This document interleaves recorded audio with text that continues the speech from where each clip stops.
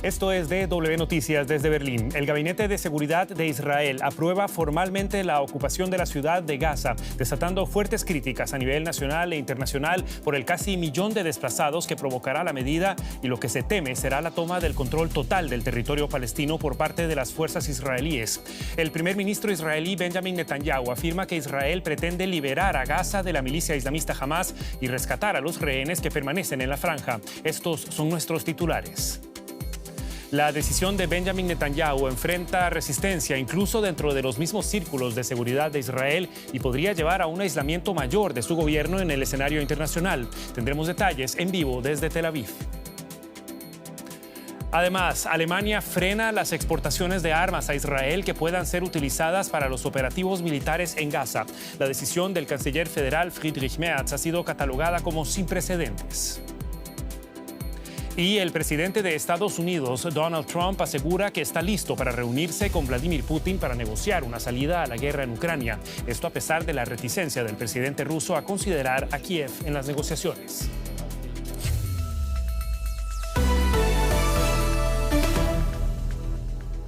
Los saluda Javier Arguedas. Gracias por estar con nosotros. Israel adoptó este viernes un nuevo plan con la intención declarada de derrotar a Hamás y de tomar el control de la ciudad de Gaza. Este operativo militar implicará el desplazamiento de casi 1 millón de palestinos que habitan en esa localidad.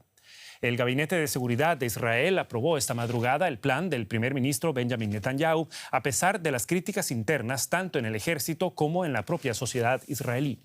Las familias de los rehenes secuestrados durante los atentados terroristas de Hamás el 7 de octubre de 2023, por su parte, denuncian lo que califican de imprudencia del primer ministro y piden que se negocie la liberación de sus familiares y un acuerdo para la franja. La ONU exige detener inmediatamente el plan israelí y el Consejo de Seguridad convocó este sábado a una reunión de urgencia sobre el tema. Cualquier decisión de ampliar las operaciones militares de Israel en Gaza es profundamente alarmante. Esto supondría un riesgo de consecuencias catastróficas para millones de palestinos y podría poner aún más en peligro la vida de los rehenes que quedan en Gaza. Tiene que quedar muy claro. Nos oponemos firmemente a cualquier escalada del conflicto. La ofensiva militar en Gaza ya ha cobrado un alto precio político para Israel fuera de sus fronteras, pero en las últimas semanas, con las múltiples denuncias de la situación humanitaria en la franja, han visto un giro en la percepción a lo interno del país. En Israel, artistas y exagentes militares llevan días exigiendo que la guerra termine inmediatamente y en las calles las protestas continúan, como reporta Emily Gordin de nuestro equipo en Tel Aviv. Activistas israelíes protestan contra la guerra en el cruce de Sikkim, al norte de Gaza, el miércoles al anochecer. Algunos reparten pancartas que exhiben niños palestinos muertos, imágenes cada vez más usuales en protestas israelíes. Son niños y están muriendo, y nosotros somos responsables. La protesta fue organizada por el movimiento palestino-israelí Standing Together, que lucha por la paz. Esta organización ha estado al frente de las protestas en Israel. Necesitamos paz, y eso no se va a conseguir ocupando Gaza, sino retirándonos de Gaza, dejando que llegue la ayuda humanitaria. Esa misma noche, los familiares de los rehenes protestaron en Tel Aviv, exigiendo el fin de la guerra con un acuerdo que libere a los cautivos.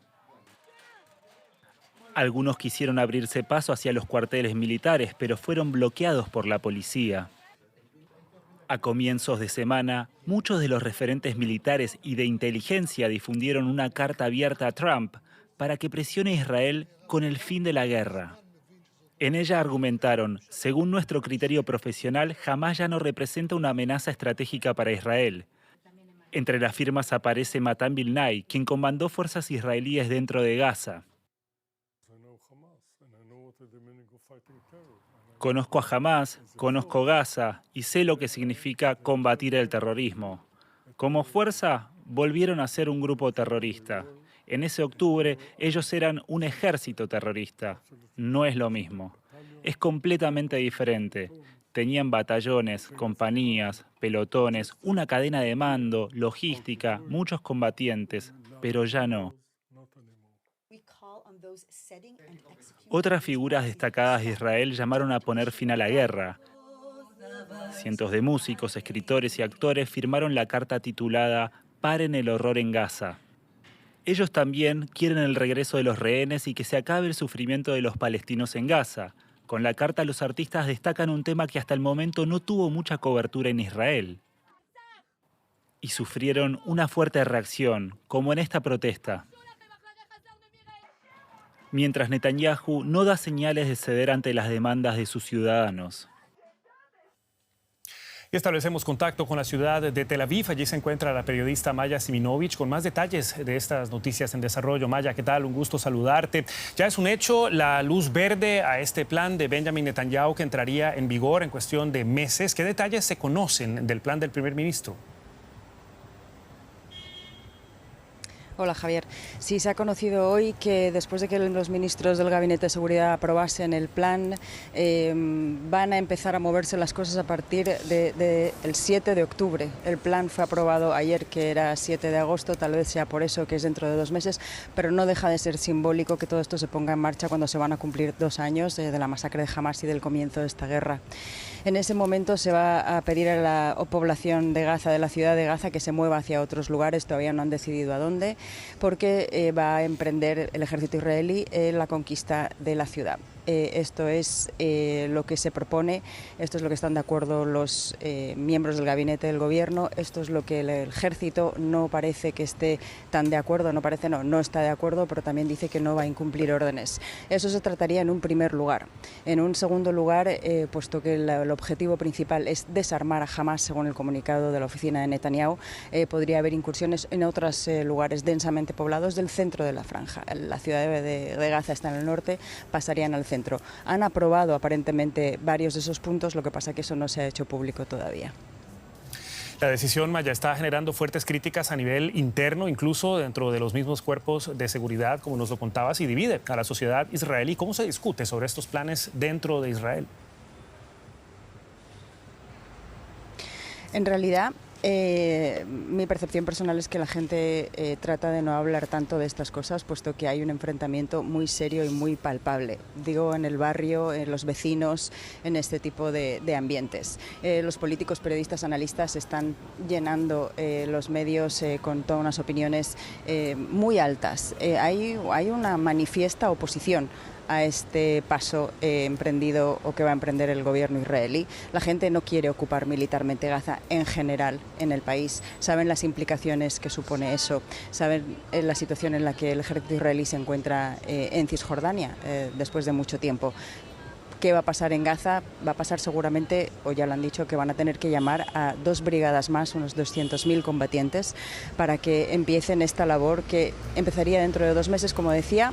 Ocuparían 3 meses en la ocupación o toma de control de Gaza, de la ciudad de Gaza, otros 2 meses en el resto de campos de refugiados del centro. Nos estamos poniendo en 7 meses de una guerra que comenzaría dentro de poco y que tiene pinta de que está siendo algo interminable. Esto es uno de los varios titulares de medios de la guerra interminable de Netanyahu. Y la población se opone y está muy dividida, principalmente las familias de los secuestrados y quienes los apoyan. Viendo el comunicado del gabinete israelí, Maya, se insiste en subrayar el término control de Gaza y elude hablar de ocupación, en contraste, por ejemplo, con el lenguaje de la Autoridad Nacional Palestina. ¿Por qué?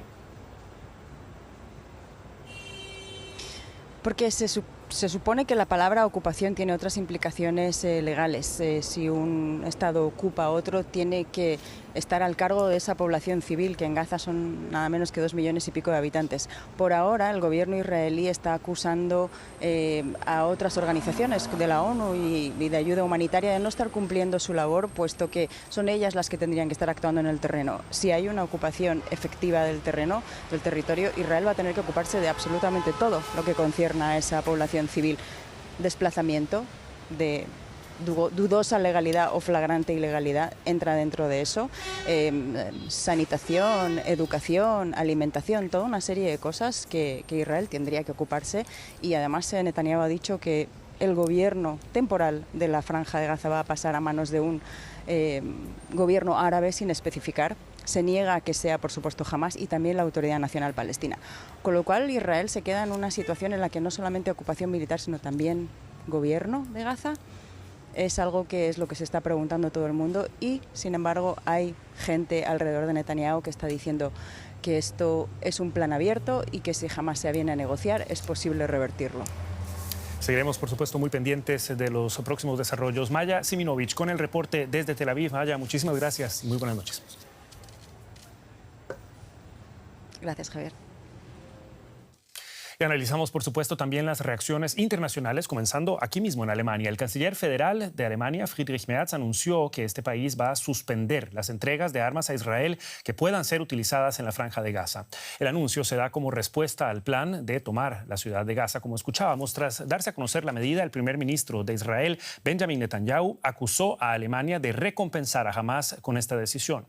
Alemania es el segundo mayor proveedor de armas a Israel y Merz expresó su profunda preocupación por el sufrimiento del pueblo palestino, a la vez que afirmó que la liberación de los rehenes israelíes y las negociaciones para un alto el fuego son las principales prioridades de Alemania. Alemania marca un límite. En un giro importante en su política, Berlín suspenderá las exportaciones de armas a Israel que pudieran ser utilizadas en su ofensiva militar en la Franja de Gaza. La declaración del canciller alemán Friedrich Merz se produjo en respuesta a una decisión del Gabinete de Seguridad de Israel de tomar el control de la densamente poblada ciudad de Gaza en una escalada controvertida. Aunque Merz reiteró que Israel tiene derecho a defenderse de Hamás, también expresó la profunda preocupación del gobierno alemán por el sufrimiento continuo de la población civil en la Franja de Gaza. Merz aseguró que con la ofensiva prevista recae sobre el gobierno israelí una responsabilidad aún mayor para atender sus necesidades.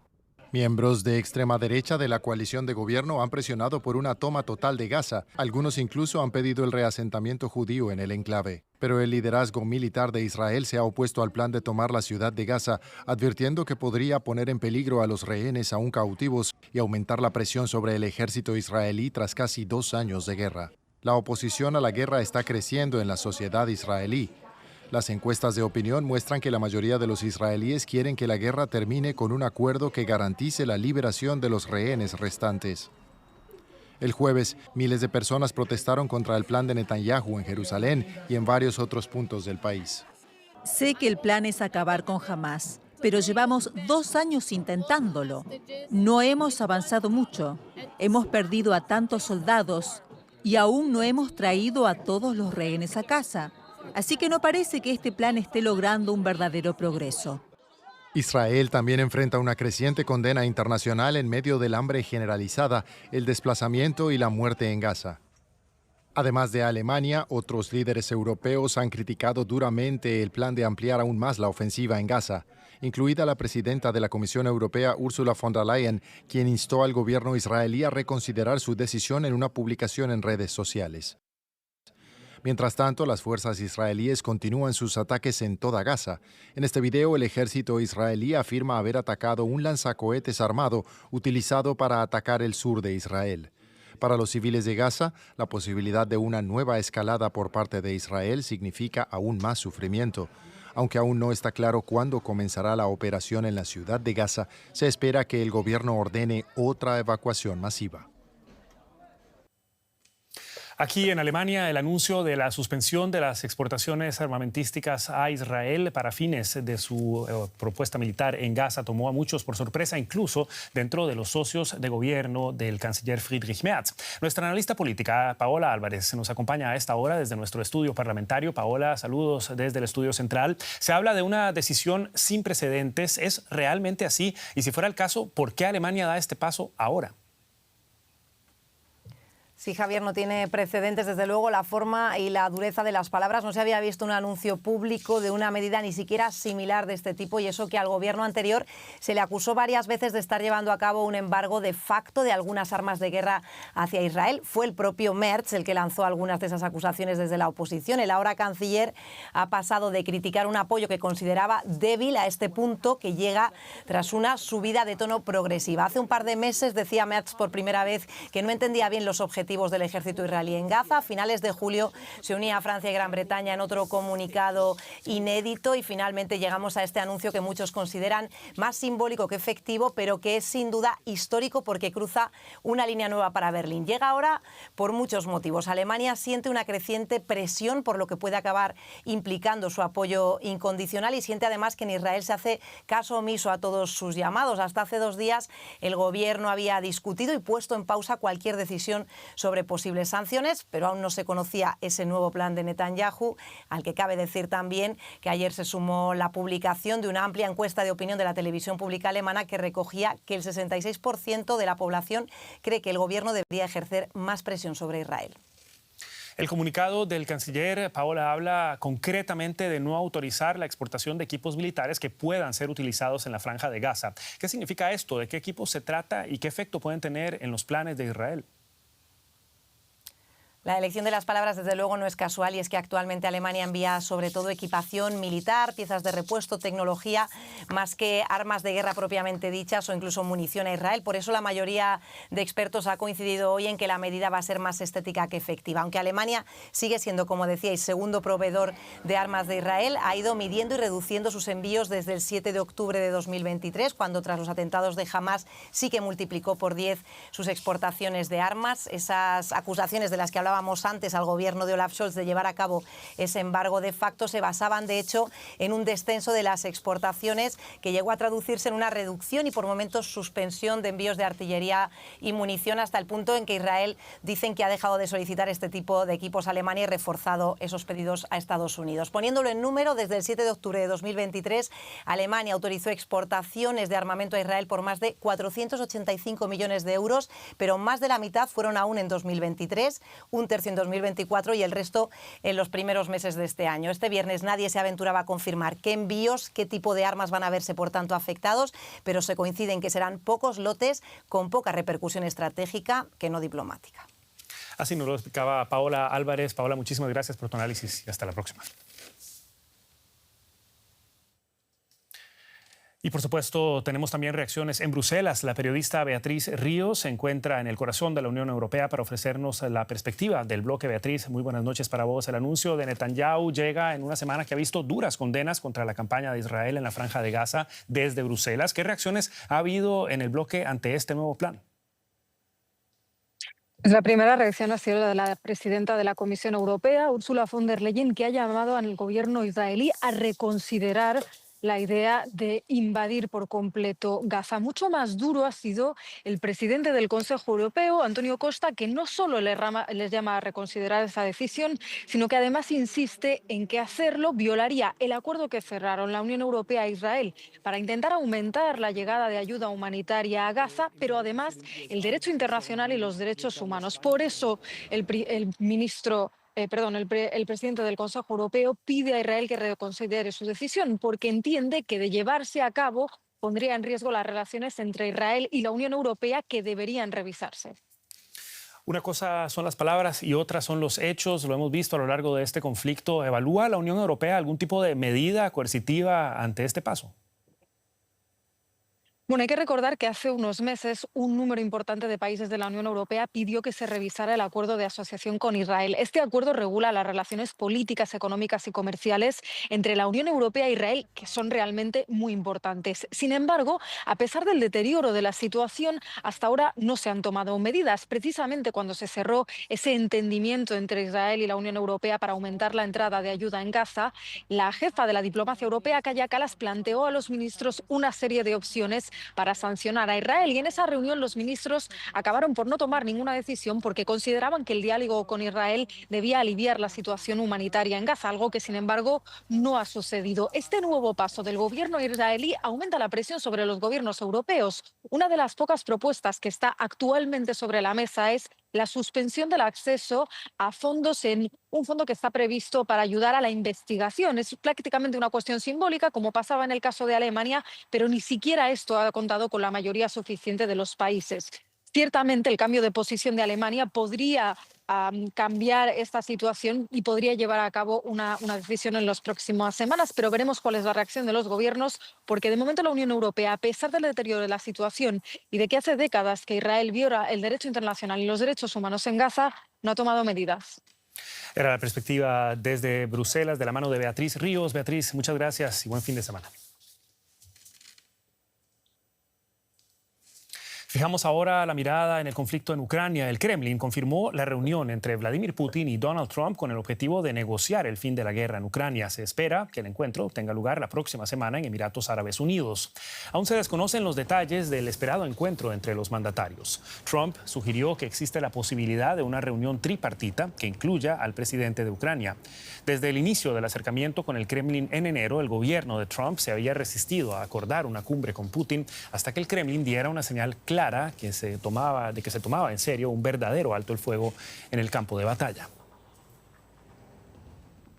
Y el periodista Ricardo Marquina se encuentra en la ciudad de Tallinn para ayudarnos a comprender el alcance de estos diálogos. Ricardo, muy buenas noches. Desde el inicio de la guerra, el presidente ruso Vladimir Putin ha sido claro en que Rusia no dará marcha atrás en sus objetivos en Ucrania. ¿Qué podría haber cambiado para que ahora esté interesado en un acuerdo?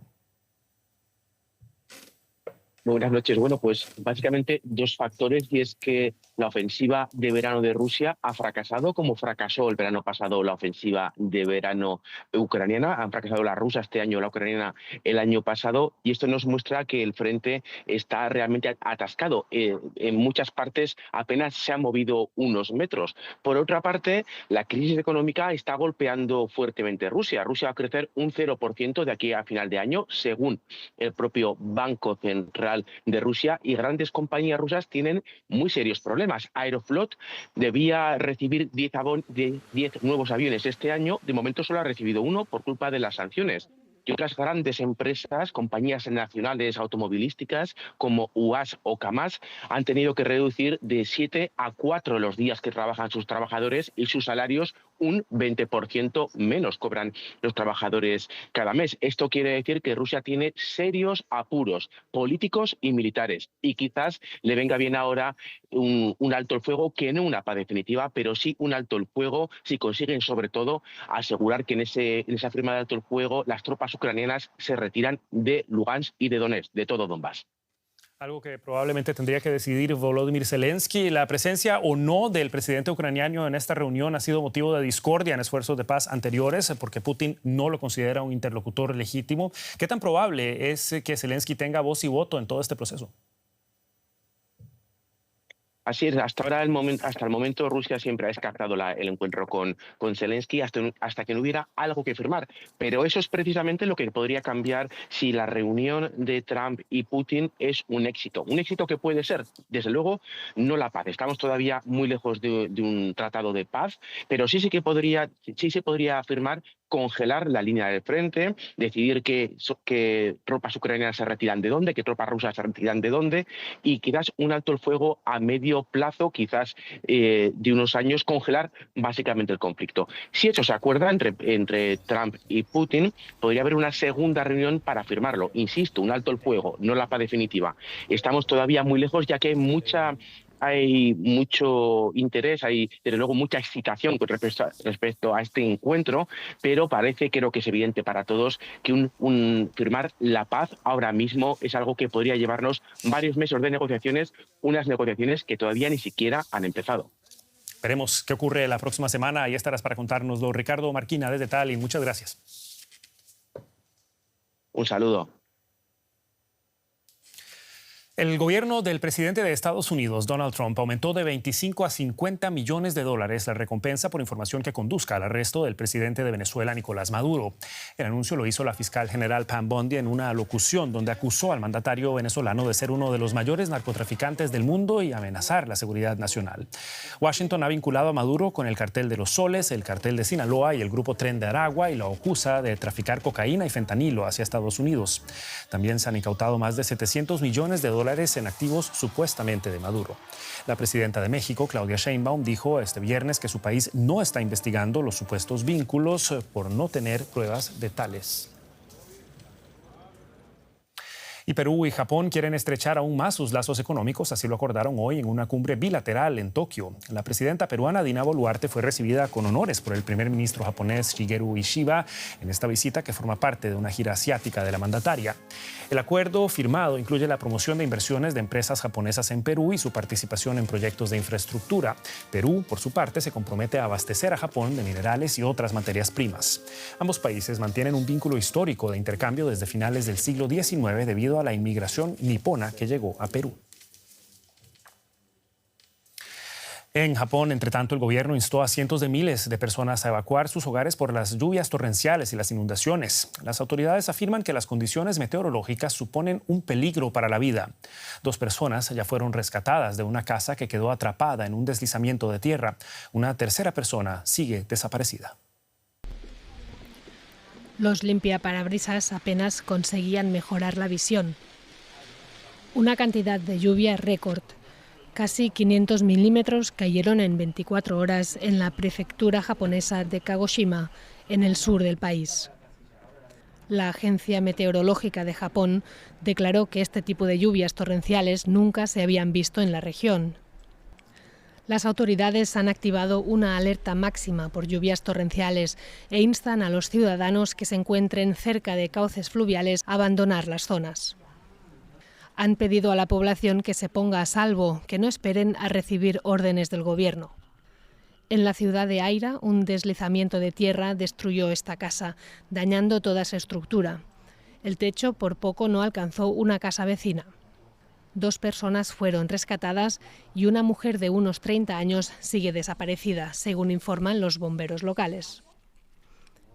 Las lluvias están dejando atrás ríos desbordados, carreteras destruidas e inundaciones en viviendas y negocios. Se espera que las lluvias continúen durante el fin de semana.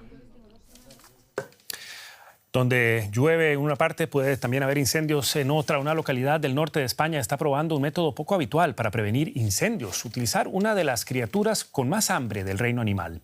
Con el respaldo de fondos de la Unión Europea, la localidad de Mataró, en Cataluña, utiliza un rebaño de 300 cabras para desbrozar las zonas que bordean un bosque cercano a varias urbanizaciones de la ciudad.